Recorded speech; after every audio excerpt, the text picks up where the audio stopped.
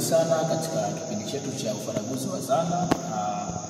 Hii mnayoiona mbele yenu hapa ni chati ya milango ya fahamu na kazi zake. Kama unavyoona, sisi tumedesign chati kama hii hapa, ikionyesha kwamba kuna michoro ambayo inaonyesha milango ya fahamu, tukianza na jicho, lakini kuna pua, kuna sikio, kuna ulimi na kuna ngozi ambayo imeonyeshwa katika mchoro wa mkono. Sasa chati hii tumedesign kitu tofauti kidogo. Hapa unaposoma, mtu akisoma milango ya fahamu, kwa mfano akisoma jicho, utamkunjulia hivi, kazi yake itakuwa imeonyeshwa kwa ndani. Ina maana kuna nyumba hapo ambayo yeye atakuwa anatumia jicho kuona. Kwa hiyo jicho hapa atakuwa anaona sawa kitu kama hiki hapa. Lakini pia kwenye pua utafungua hivi, kuna mchoro ambao uko kwa ndani na kazi yake.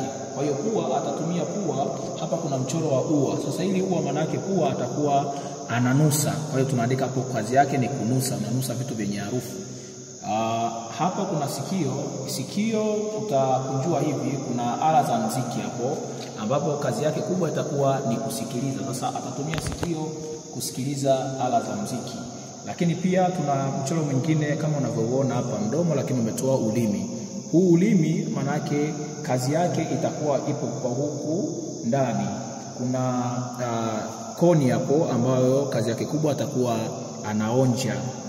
Pia tuna mchoro wa mkono ambao unaonyesha ngozi, ambapo kazi yake kubwa atakuwa anafungua hapa, ataangalia kuna kitu gani ambacho kimechorwa ndani. Mchoro ambao unaonyesha rula. Sasa rula atagusa.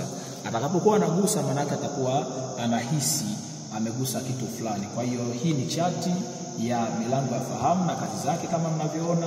Karibuni sana, mjionee na tujifunze zana mbalimbali kupitia kipindi chetu hiki cha ufaraguzi wa zana hiki hapa.